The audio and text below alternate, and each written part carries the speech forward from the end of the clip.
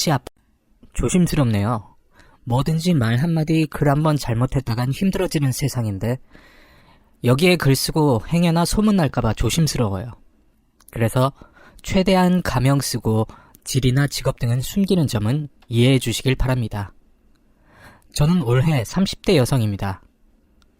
오늘 해드릴 이야기는 우리 무개념 시어머니 이야기인데요. 그 전에 우리 집 가족, 그것도 우리 엄마부터 말씀드리는 게 순서인 것 같네요. 일단 저희 집의 가족부터 소개하자면 친정아빠는 공사 현장에서 잔뼈가 굵은 분이세요. 공사장 현장 소장님인데 물론 지금은 은퇴하셨지만 한때는 전국을 돌고 해외도 다녀오신 분이었어요. 공사판에서 일하고 한다면 다들 막노동을 생각하실 텐데 저희 아빠는 관리자였기 때문에 월급이 많았어요. 그래서 제가 어릴 적엔 집이 꽤 잘 살았다고 하더라고요. 집도 서울에 2채인가 있고 경기도 쪽엔 별장도 있었다는데 지금은 완전히 다 거덜나서 빈털터리인 상황이었습니다. 왜냐면 이게 다 아빠가 술 마시고 욱하는 성격에 사고를 쳐서 여러 사람에게 합의금 주고 사업한다고 보증 서더니 다 날려버렸어요. 정말 한심한 사람이죠. 다들 그렇게 이야기하더라고요. 물론 외부에서 보면 아빠가 무능력하고 문제 많은 사람처럼 보이지만 저에겐 정말 잘해주셨어요. 제가 하나밖에 없는 외동딸이라서 제 부탁은 다 들어주셨죠. 그래서인지 저는 아빠에 대한 애착이 좀 강한 편이에요. 그냥 좀 애처롭기도 하고 반면에 아빠가 착해서 사기당하신 걸 알기 때문에 아빠를 미워할래야 할 수가 없었거든요. 그때 이미 저는 대학을 졸업하고 직장을 갓 들어갔을 때였어요. 우리 집 가세는 기울 대로 기울었고 저도 돈을 벌기 시작하니까 엄마는 처음에 아빠에게 이혼을 하자고 하셨나봐요. 아무래도 이제 저도 다 컸고 아빠는 정신 못 차리고 계속해서 단계직 일만 하거나 아니면 친구들 만나서 용돈이나 축내고 있으니 보시기에 답답하셨나봐요. 하지만 아빠도 그냥 이혼할 수 없다고 버티셨다고 하더라고요. 그래서 엄마는 평소에 도전해보고 싶었고 개인적으로 돈을 벌겠다면서 부동산 자격증 딴다고 하시더니 일단 이모네 집으로 가버리셨어요. 솔직히 냉정한 이야기였지만 아빠랑 저랑 워낙 죽이 잘 맞는 데다가 엄마가 있으면 맨날 아빠랑 싸움만 하시던 터라 엄마가 이모네 집으로 가신 게 약간은 다행이란 생각도 했어요. 지금 생각해보면 제가 참 철딱선이 없는 딸이었죠. 근데 엄마가 이모 집으로 간 데에는 또 다른 이유가 있었어요. 이모는 사고로 이모부랑 아이랑 다 잃은 터라 굉장히 심한 우울증에 걸려 있었거든요. 엄마는 그런 이모도 볼 겸 자신도 공부하겠다며 이모 집으로 가버린 거였습니다. 별거는 별거인데 약간 차원이 다른 거였죠. 어쨌든 제가 집안 살림도 하고 직장 일을 했고 간간히 엄마랑 만나서 안부도 묻던 시절이었어요. 그날도 엄마를 만나서 밥도 먹고 이런저런 이야기를 나눴죠. 이모 건강부터 공부는 잘 되어가고 있는지 등등 여러 가지 물어보다가 아빠 이야기를 했어요. 엄마, 진짜로 아빠랑 이혼할 거야? 이 나이에 이혼해서 뭐 하겠니? 그 인간하고 이혼해서 받아낼 것도 없고 그냥 이렇게 사는 게 편할 것 같아서 한 말이지 뭐. 지금 편해? 편하지. 네 아빠 수발 안 들어서 편하고 내가 하고 싶은 거에서 마음도 편하고 얼마나 좋은데. 아빠는 걱정 안 돼? 왜 안 되겠니? 근데 니네 아빤 정신 안 차리면 그냥 끝이야. 내가 그렇게 이야기해도 씨알도 안 먹히니까 집을 나오긴 했다만 너가 네 아빠를 잘 돌봐야 해. 그래도 네 아빠가 나름 강단 있고 추진력 있는 사람인데 너무 친구 좋아하고 사람 좋아해서 그렇게 된 거야. 그러니까 너가 이젠 잔소리라도 해서 사람 만들어 놓아야 해. 알았지?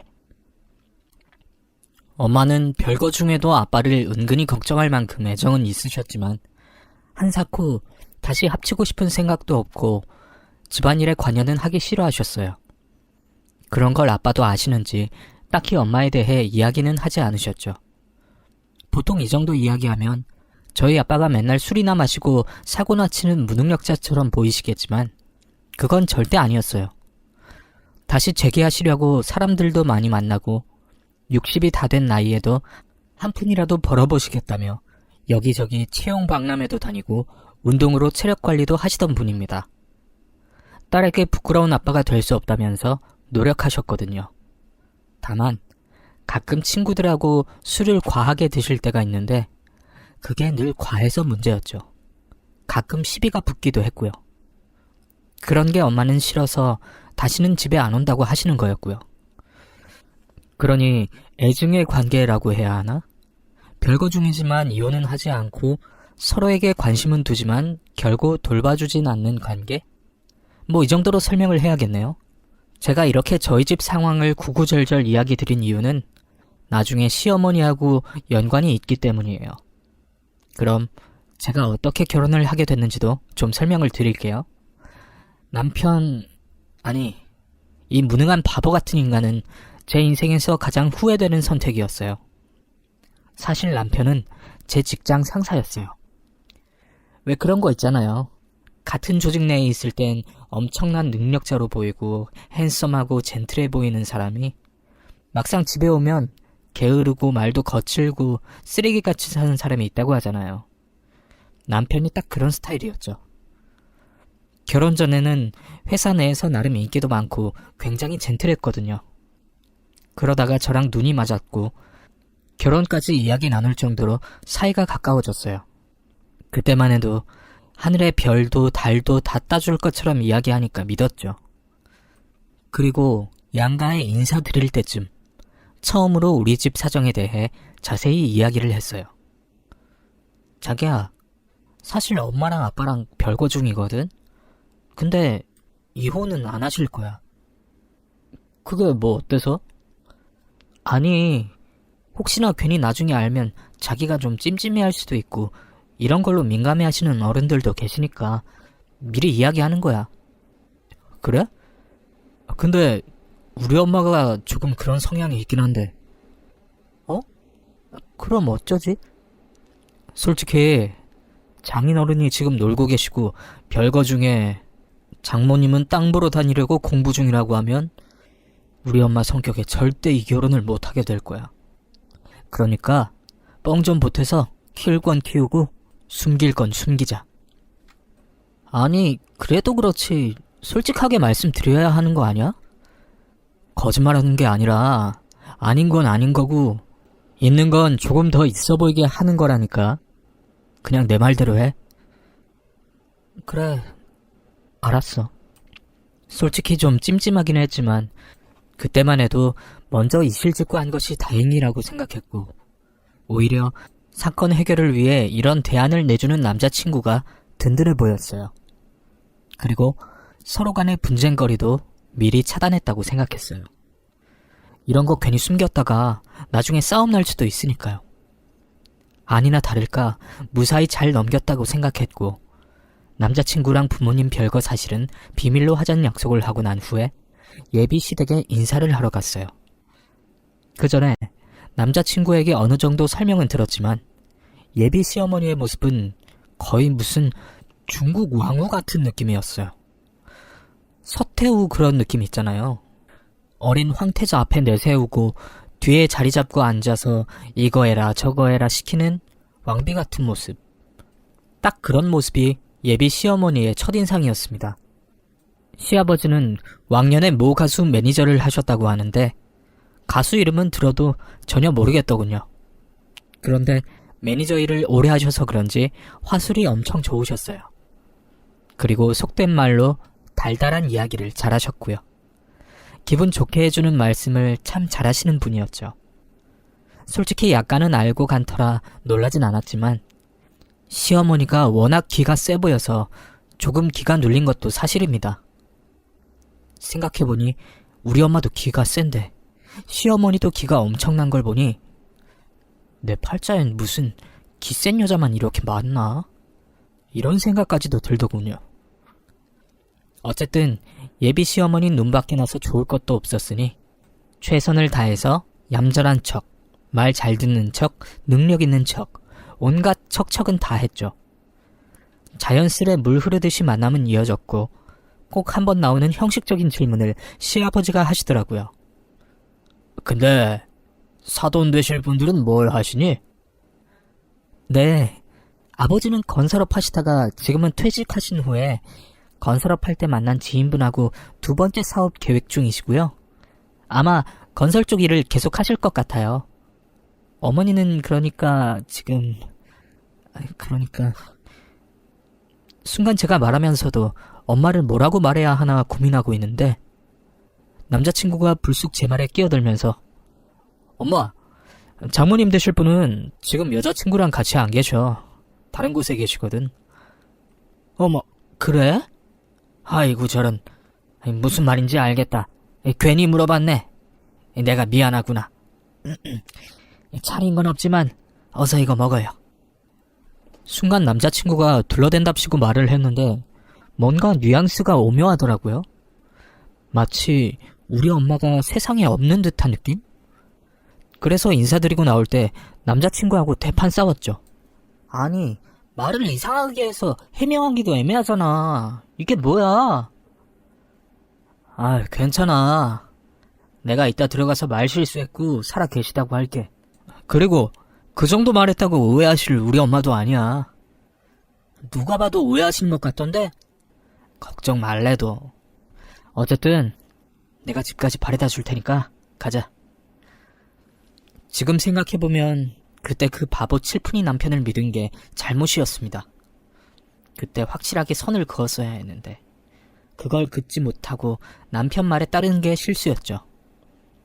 왜냐하면 진짜로 시어머니는 우리 엄마가 사망하셔서 같이 안 산다고 생각하셨는데 그날 남편이 이걸 해명하고 풀어준다는 게 깜빡하고 그 오해를 풀어주지 않았던 거예요. 근데 그때만 해도 저는 시어머니가 이 사실을 알고 계실 거라 믿고 그냥 열심히 일하면서 상견례 날만을 잡을 예정이었고 아빠에게 상견례 날짜를 잡아달라고 했어요.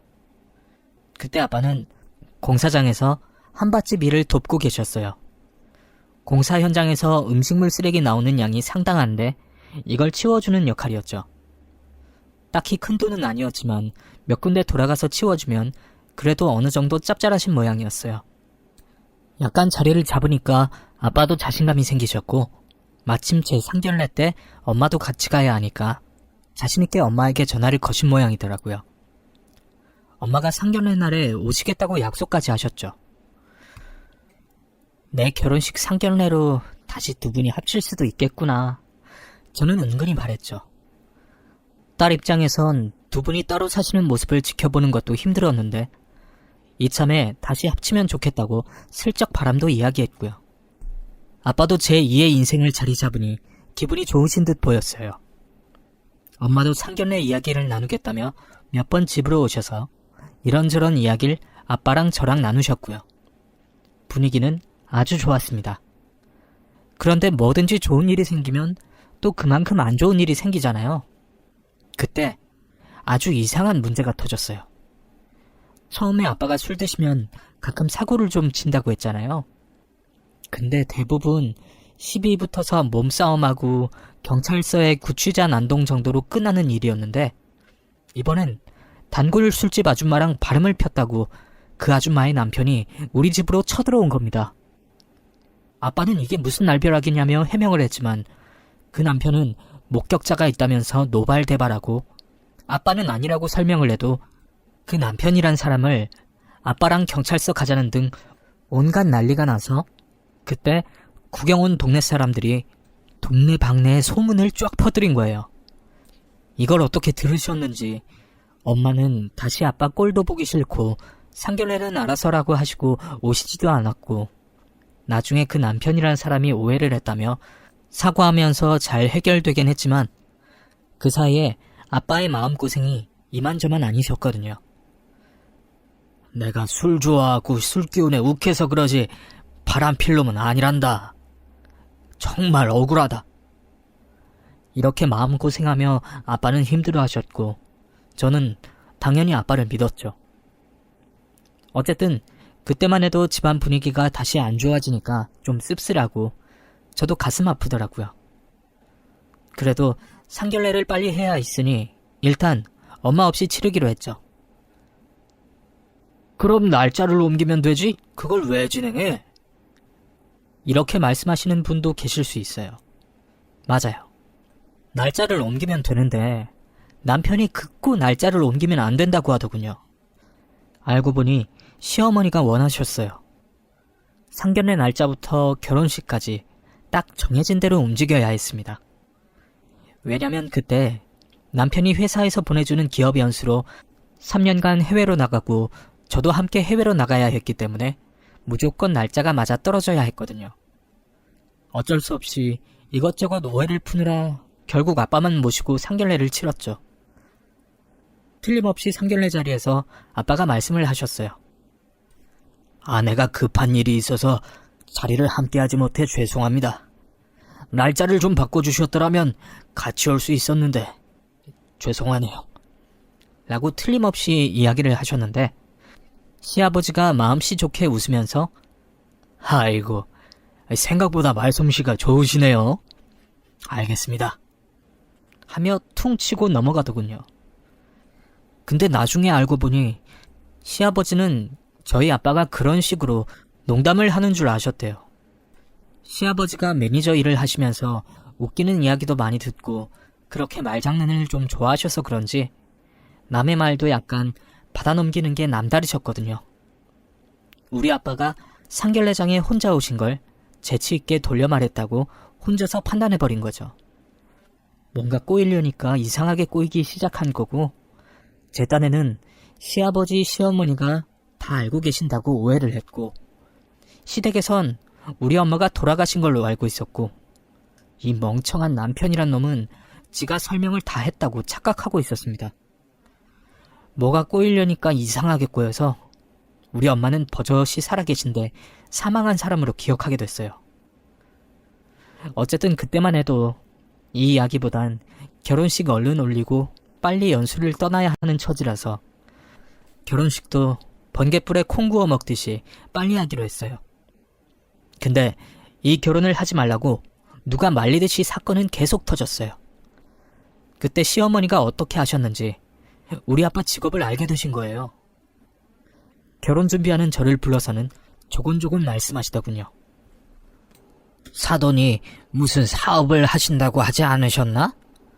근데 소문을 듣자 하니 무슨 공사장 식당 음식물 쓰레기 수거하신다며? 네. 사업하고 그거하고 조금 결이 다른 것 같은데. 그것도 사업이에요. 몇 군데 업체 처리만 해줘도 꽤 돈이 되는 걸로 알고 있습니다. 처음엔 건설 쪽 일을 하신다고 했는데 이게 건설 쪽인가? 어쨌든 사람이야 오늘 다르고 내일 달라지니까 그럴 수도 있다지만 아무리 그래도 그렇지 이런 것까지 뻥을 치면 좀 그렇지 않아? 어떻게 건설업 생각하는 거하고 건설 현장에 음식물 쓰레기 수거하는 거하고 똑같아? 솔직히 좀 당혹스러웠어요. 아니 뭔 대수라고 이렇게까지 역정을 내나 싶었죠. 근데 딱히 반박할 수도 없었어요. 제가 말의 뉘앙스를 좀 다르게 말한 것은 사실이었으니까요. 시어머니는 굉장히 불쾌하다면서 만약 우리 집안 속이고 결혼하려고 하면 신용에 문제가 있는 거라서 나는 이 결혼 무조건 파토낼 거야. 이러면서 그날 이야기를 마무리하시더군요. 그렇게 시어머니에게 잔소리를 엄청 들은 후에 남편에게 하소연을 했죠. 남편은 본인이 미안하다고 하면서 시어머니가 원래 이런 거 되게 따지는 성격이라면서 자꾸 사과를 하더군요. 어쩌겠어요. 그때만 해도 남편 잘못도 아니란 생각이었고 어차피 결혼식까지 얼마 날짜도 남지 않았는데 이런 걸로 중도에 결혼식을 파토낼 수도 없는 터라 미리 시집살이 한번 당했다 이렇게 좋게 생각하고 넘어갔죠. 어차피 결혼식 올리면 해외 나가서 살 거니까 시어머니 생각할 이유도 없었고요. 근데 엄마가 하필이면 결혼식 전주에 교통사고를 당해서 결혼식에 오시지도 못했고 이미 맞춰놨던 엄마 한복이랑 다 취소하느라 정신이 없었거든요. 어쨌든 예식장에도 통보하고 시댁에도 이런 중요한 사실을 알려야 하기 때문에 말씀드리려고 하는데 그 말을 들은 남편이 맞다. 내가 깜빡하고 말씀 못 드렸네. 우리 엄마는 장모님이 안 계신 줄 알아. 돌아가신 줄 아는데. 이게 무슨 소리야? 그때 해명 안 했어? 내가 해외 나가는 거 준비하느라 깜빡했어. 일단 이제 말씀드려야겠네. 근데 이게 더 큰 불신을 키운 거예요. 시어머니는 너무 놀라서 안사돈이 살아계시다고? 네, 죄송해요 어머니. 그때 제대로 설명을 못 드려서 죄송해요. 제 딴에는 빨리 해명한다는 게 결혼 준비하느라 깜빡하고 말씀 못 드렸어요. 남자친구가 설명했다고 해서 이미 다 끝난 이야기인 줄 알았는데 지금까지 잘못 알고 계신 줄 전혀 몰랐어요. 좋아. 그건 그렇다고 치자. 근데 그 안사돈이 교통사고를 당해서 결혼식에 못 온다고? 네. 저희 어머니가 지금 집안 문제로 따로 살고 계시는데요. 며칠 전 땅 보러 다니시다가 교통사고를 당해서. 너네 집안은 진짜니? 너 지금 엄청난 걸 속이고 우리 집안에 몰래 들어오려는 첩자야, 간첩이야? 너 정체가 뭐냐? 시어머니는 엄청 화를 내시고 그래도 호의적이던 시아버지도 저를 못 믿겠다고 하시고 아주 가관이었죠. 하긴 그럴만도 했습니다. 시어머니 입장이 충분히 이해는 됐어요. 그때 빨리 해명만 됐더라면 끝날 일인데 이렇게 일이 꼬일 줄은 누가 알았겠어요? 어쨌든 결혼식은 하기로 했으니 감정에 골만 키운 채 결혼식은 치렀고, 그리고 제대로 그걸 해결하지 못한 채 저희는 미국으로 떠났죠. 물론 중간중간에 한국에 오긴 했지만 시어머니 반응이 달갑진 않았어요. 그리고 3년 만에 한국으로 다시 완전히 돌아왔고요. 그 사이에 아빠 사업은 정말 꽤 자리를 잡았고요.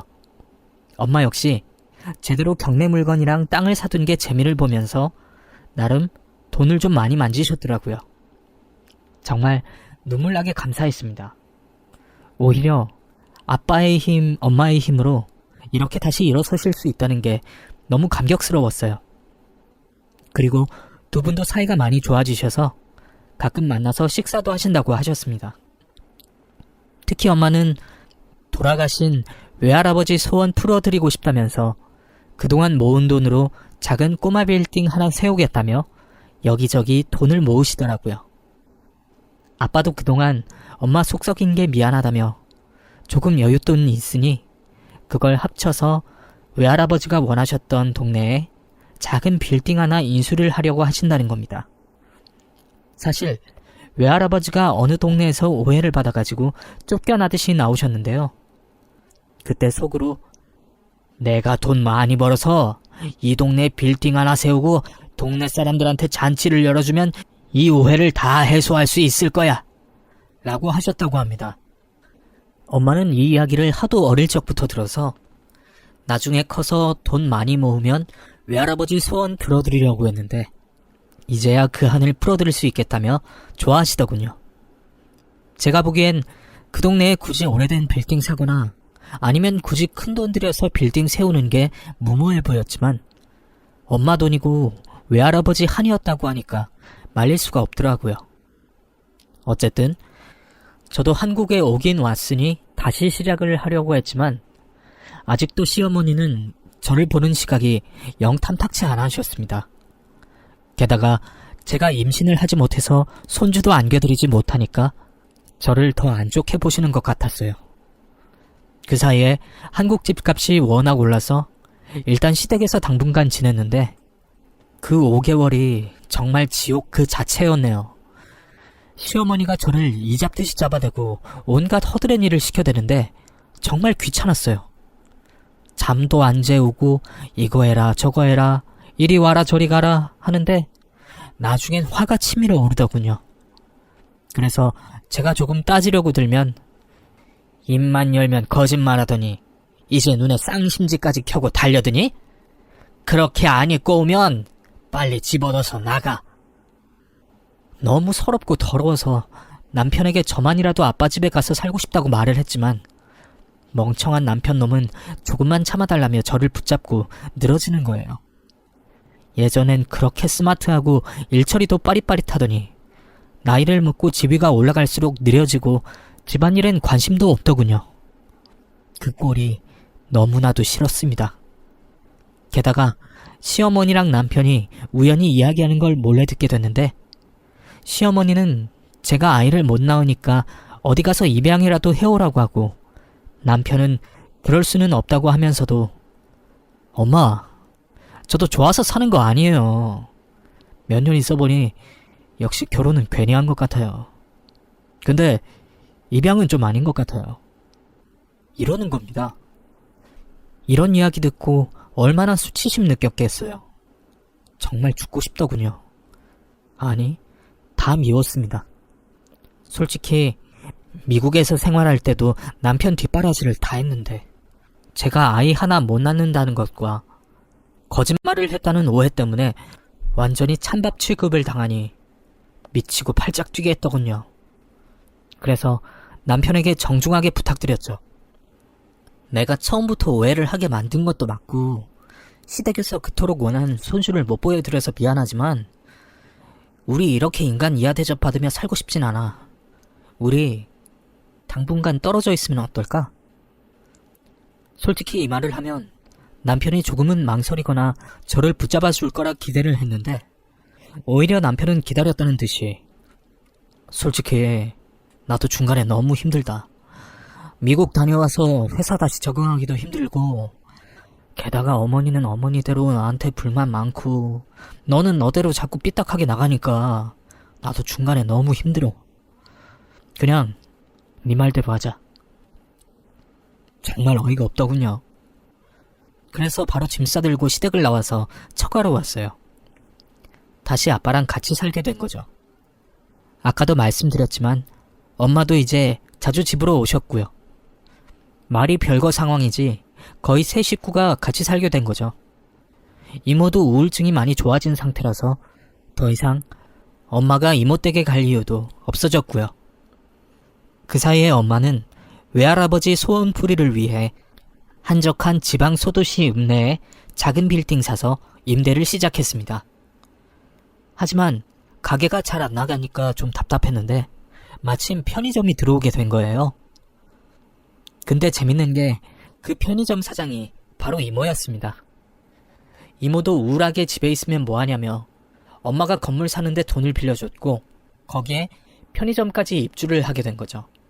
엄마가 건물주, 그 건물에 새 들어온 이모는 편의점 사장이었으니 자매끼리 이것저것 다 하게 된 거죠.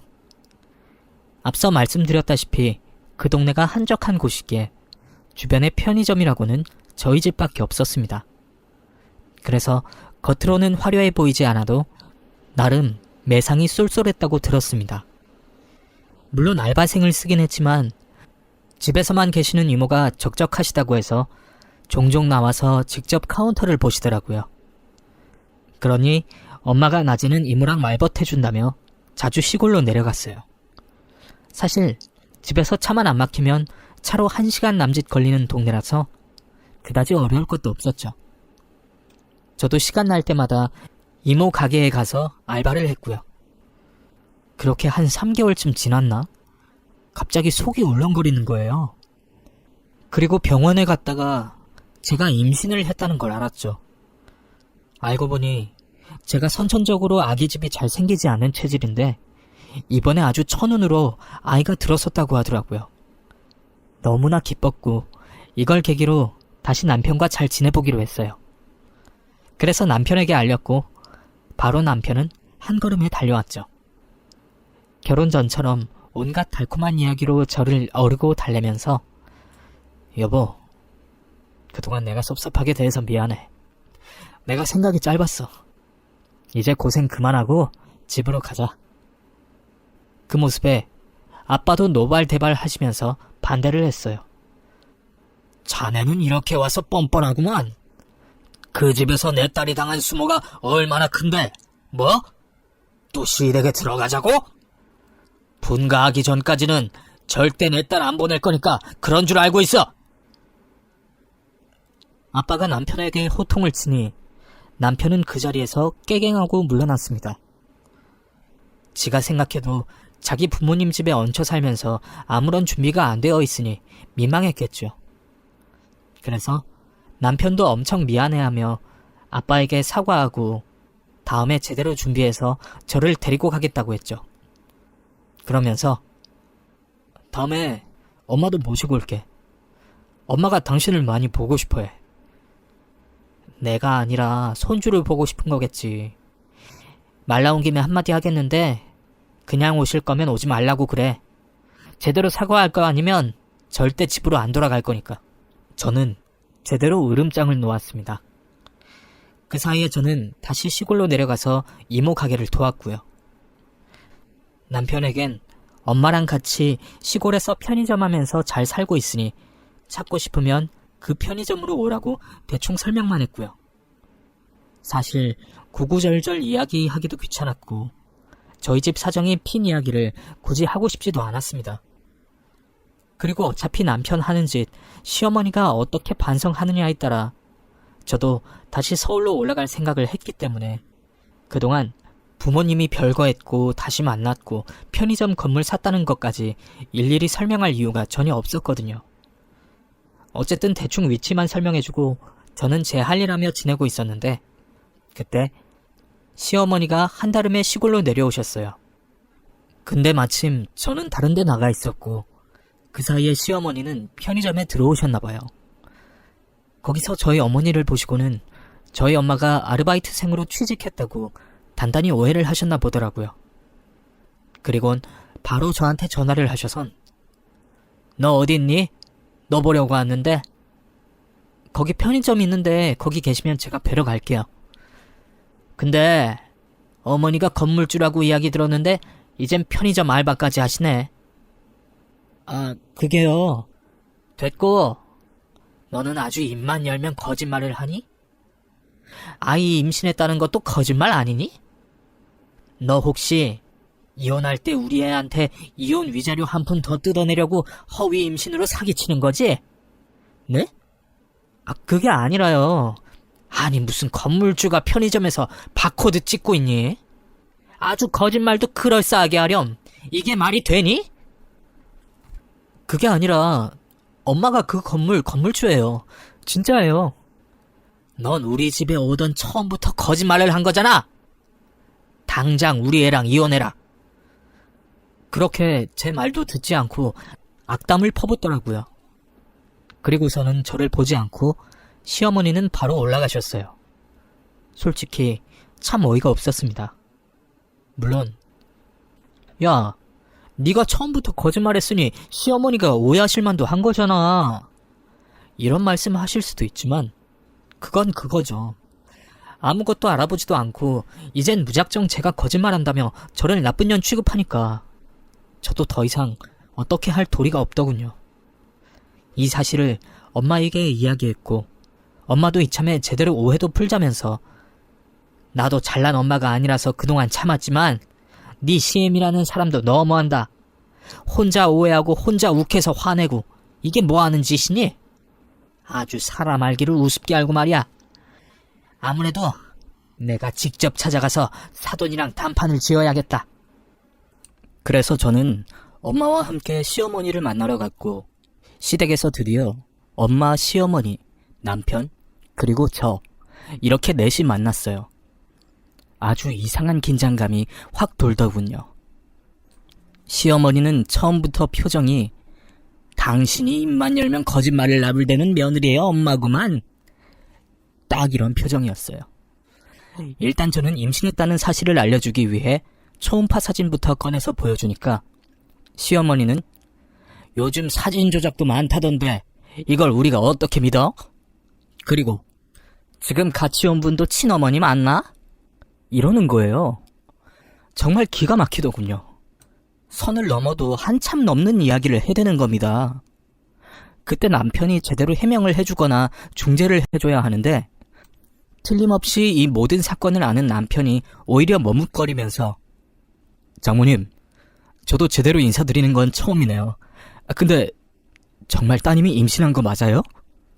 그 말 듣는 순간 있던 정 없던 정 뚝 하고 떨어지는 겁니다. 그리고 정말 이런 반병신하고 같이 살면 안 되겠다는 생각이 들었어요. 그래서 제가 말했죠. 믿던 안 믿던 그건 두 분의 자유고요. 어차피 이렇게 된 거 우리 이혼하기로 하죠. 이렇게 서로 못 믿는데 서로 살면 뭐 하나요? 그 말을 하자마자 시어머니는 말 잘했네. 이혼하기로 하자고. 뭐 하니? 도장 찍어라. 근데 엄마가 정말 기가 찼는지 벌떡 일어나서 시어머니의 얼굴에 물을 뿌리면서 뭐 이런 막대 먹은 년이 다 있어? 이게 문제였구만.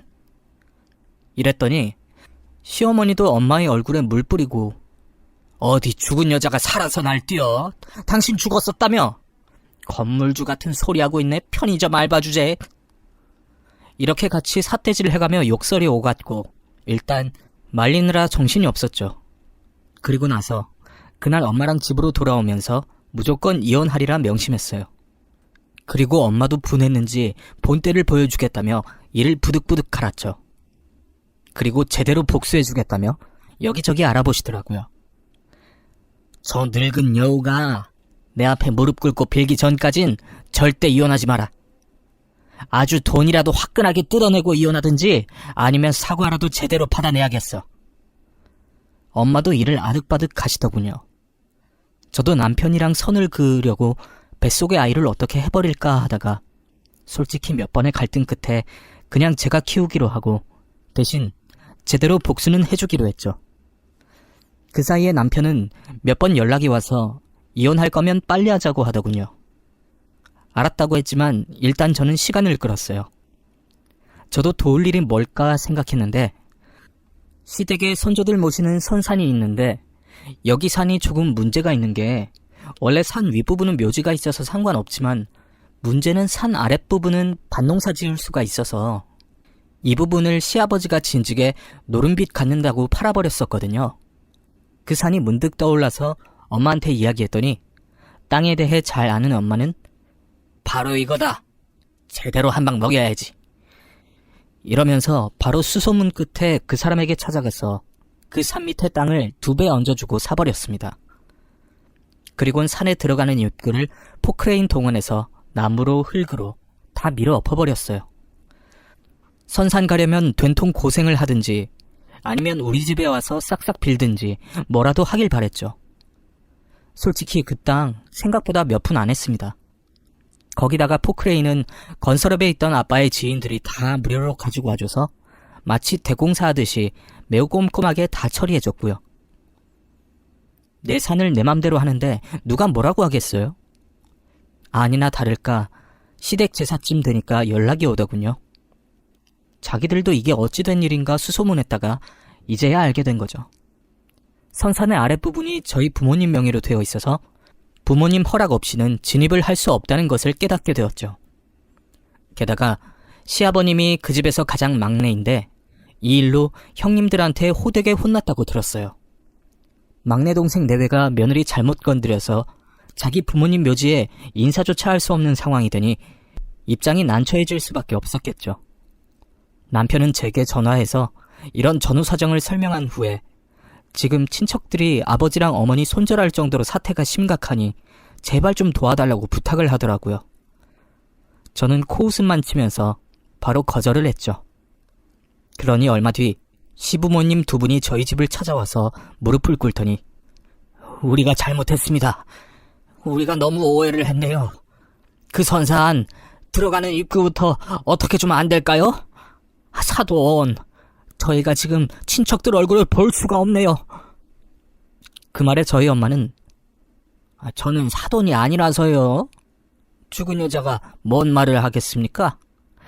편의점 알바생과 긴 말하지 마시고요. 저는 우리 손주 잘 키우며 살 테니 죽은 사람들 묘지에 가서 절이나 잘 하세요. 이러는 겁니다. 그 말에 쩔쩔매는 시부모님 꼬라지가 아주 가관이었습니다. 게다가 이미 제 배가 엄청 부른 걸 보곤 우리 손주 언제가 산달인가? 곧 나올 것 같은데. 이러면서 엄청 다정한 척하길래 아이는 제가 알아서 키울 테니 이혼이나 해주세요. 저는 이혼 위자료 엄청 주셔야 해요. 귀책 사유가 남편 측에 많으니까요. 완전 으름장 놓으니까 시댁에선 완전 납작 엎드리더라고요.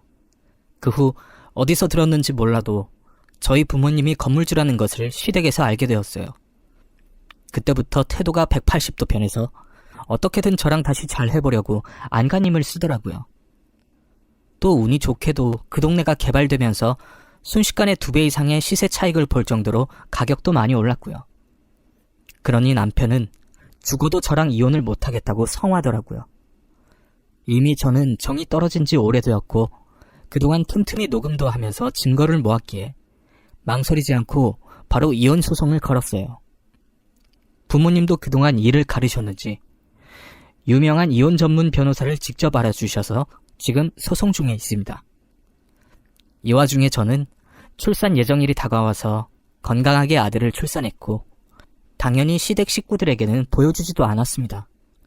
제가 돈도 많겠다, 아이도 낳았겠다, 여러모로 유리한 조건에 있다 보니 이제야 시어머니는 잘못했다고 사죄를 하시더라고요. 그동안 시집살이 시킨 거, 저희 집안 무시한 거 전부 다 미안하다고 손발이 닳도록 싹싹 빌더라고요.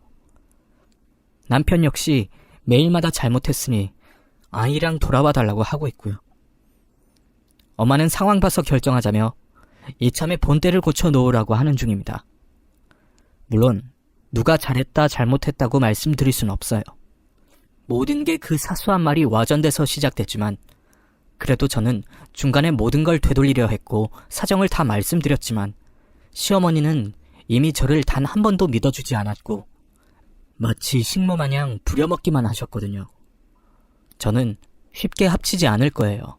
아니, 상황 봐서 저랑 아이는 단둘이 살 자신이 있어요. 계속해서 고자세에 억압된 행동을 하는 시부모와 저렇게 무능하고 마마보이 같은 남편과 살 생각은 없습니다. 제 생각에 대해 어떻게 생각하세요? 여러분들의 생각이 궁금하네요. 무튼 이번 일을 계기로 역시 사람은 능력이 있어야 대접받는 것을 깨닫게 되었습니다. 만약 저희 부모님이 건물주가 아니었더라면, 시댁의 선산 아랫부분을 살 정도로 재력이 없었더라면 제가 아이를 낳더라도 계속해서 저희 집을 무시했을 거예요. 또 남편도 배째라는 식으로 나올 게 뻔하고요. 그러니 부모님께 정말 감사하더라고요. 앞으로 부모님과 제 아이만 생각하고 살아가 보려고요. 굳이 남편이 없어도, 내 아이에게 아빠가 없어도 부족하지 않게끔 잘 살 수 있게 저를 응원해 주셨으면 합니다. 그럼 지금까지 긴 글을 읽어주셔서 감사해요. 모두 좋은 하루 되세요.